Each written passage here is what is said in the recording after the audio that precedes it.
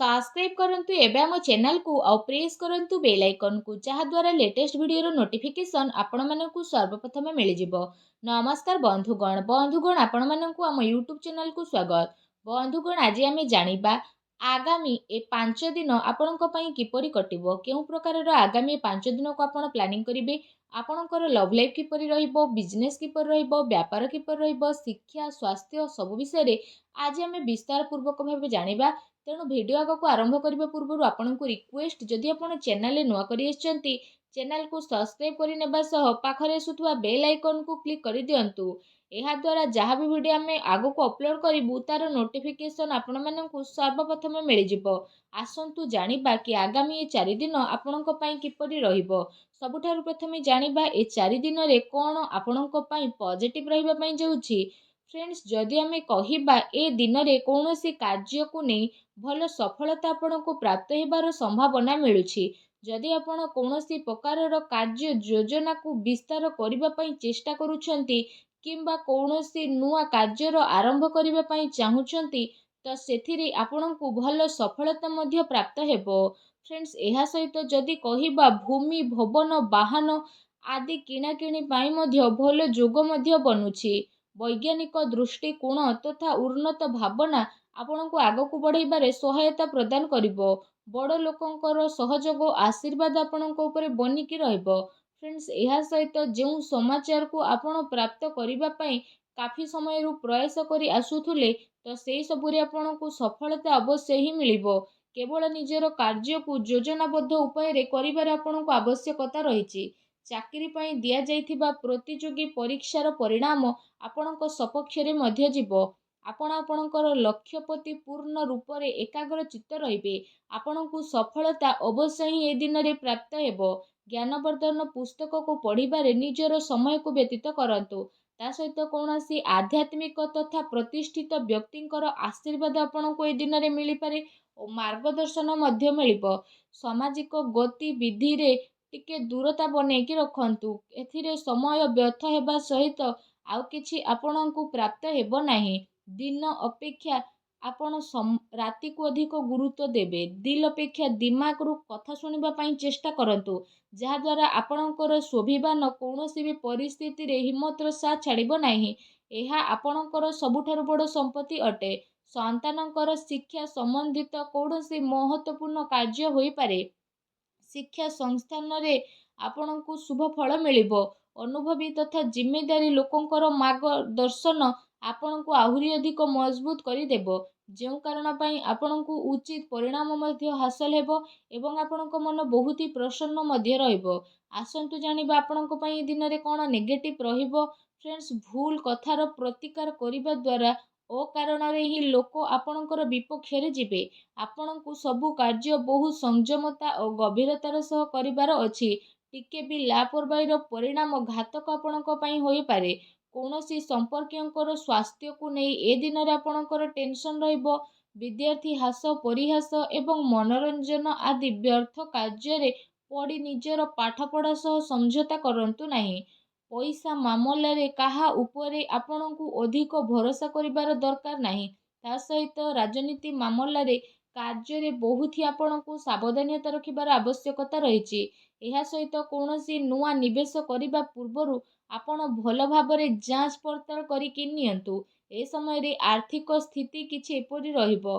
घरर बड़ लोक एवं वरिष्ठ सदस्यंकर स्वास्थ्यर आपणकु विशेष रूप से ध्यान रखिबार आवश्यकता रहिछि। अजणा अपरिचित व्यक्तिंक द्वारा व्यवहार रे लेण देण रे आपणकु सावधानता रखिबार अति आवश्यक रहिछि। खर्च उपरे आपण नियंत्रण रखंतु। एहा द्वारा आपणक आर्थिक व्यवस्था रे काफी समय पर्यंत सुधार आसिबो। ता सहित घरर लोकंक भितरे कौनसी हल्का फुल्का मतभेदर स्थिति मध्य उत्पन्न हेबो। कौनसी संपर्कियों संबंधित कौनसी अप्रिय समाचार आपणकु विचलित मध्य करि पारे। एथिपाई आपणकु धैर्य एवं संयमता बनेई रखिबार अति आवश्यकता रहिछि। फ्रेंड्स, आसंतु जानिबा आपणकर ए दिन रे लव लाइफ किपरि रहिबो। फ्रेंड्स, जो लोक माने ए पर्यंत सिंगल अछंती तांको जीवन रे कौनसी प्यारा साथी आसी पारंती। निजर प्रेम जीवन को गभीरता देबा एवं जड़े आउ जन को बुझीबारे दिन आपणक पई अटे। ଜୀବନସାଥୀ ତଥା ପରିବାରଜନଙ୍କର ସହଯୋଗ ଆପଣଙ୍କର ଆତ୍ମବଳ ଆତ୍ମବିଶ୍ୱାସକୁ ବଢ଼େଇ ଦେବ। ଆଉ ଆପଣ ଚିନ୍ତାମୁକ୍ତ ହୋଇ ନିଜର କାର୍ଯ୍ୟ ଉପରେ ଧ୍ୟାନ ମଧ୍ୟ ଦେବେ। ଦାମ୍ପତ୍ୟ ସମ୍ବନ୍ଧରେ ମଧୁରତା ବନିକି ରହିବ। ପରିବାର ଆପଣଙ୍କର ପ୍ରାଥମିକତା ରହିବ। ଜୀବନ ସାଥୀ ଆପଣଙ୍କର ପରିସ୍ଥିତିରେ ସମ୍ପୂର୍ଣ୍ଣ ଭାବରେ ସହଯୋଗ ପ୍ରଦାନ କରିବେ। ତା ସହିତ ମାତା ପିତା ଘରର ବଡ଼ ଲୋକଙ୍କର ଆଶୀର୍ବାଦରେ ଯଦି କହିବା ଆପଣଙ୍କର ଆତ୍ମବିଶ୍ୱାସ ବନେଇକି ହିଁ ରହିବ। ଏହା ସହିତ ପରିବାରରେ ଶାନ୍ତିର ବାତାବରଣ ମଧ୍ୟ ରହିବ। ସନ୍ତାନଙ୍କର ସ୍ଥିତି ଆଉ ଅଧ୍ୟୟନ ସମ୍ବନ୍ଧିତ ଜାନକାରୀ ଅବଶ୍ୟ ନେଇକି ରୁହନ୍ତୁ। କୌଣସି ପୁରୁଣା ମିତ୍ର ମିଳିବା କାରଣରୁ ଅତି ଖୁସି ଆପଣଙ୍କୁ ଏ ଦିନରେ ପ୍ରାପ୍ତ ହେବ। ଫ୍ରେଣ୍ଡସ୍, ଆସନ୍ତୁ ଜାଣିବା ଏ ଦିନରେ ଆପଣଙ୍କର ବ୍ୟବସାୟିକ କ୍ୟାରିୟର କିପରି ରହିବ। ଏ ଦିନରେ ଆକସ୍ମିକ ଧନ ଲାଭର ପ୍ରବଳ ଯୋଗ ବନୁଛି। ପ୍ରତିସ୍ପର୍ଦ୍ଧା ଉପରେ ଏ ଦିନରେ ଆପଣ ବିଜୟ ପ୍ରାପ୍ତ କରିବେ। ନୂଆ କାର୍ଯ୍ୟ ଆରମ୍ଭ କରିବା ପାଇଁ ସମୟ ଆପଣଙ୍କ ପାଇଁ ବହୁତ ହିଁ ଭଲ ରହିବ। ତା ସହିତ କାର୍ଯ୍ୟ କ୍ଷେତ୍ରରେ କାମର ଅଧିକତା ରହିବ ଏବଂ ଦିନ ଦୌଡ଼ାଦୌଡ଼ିରେ ବ୍ୟତୀତ ହେବ।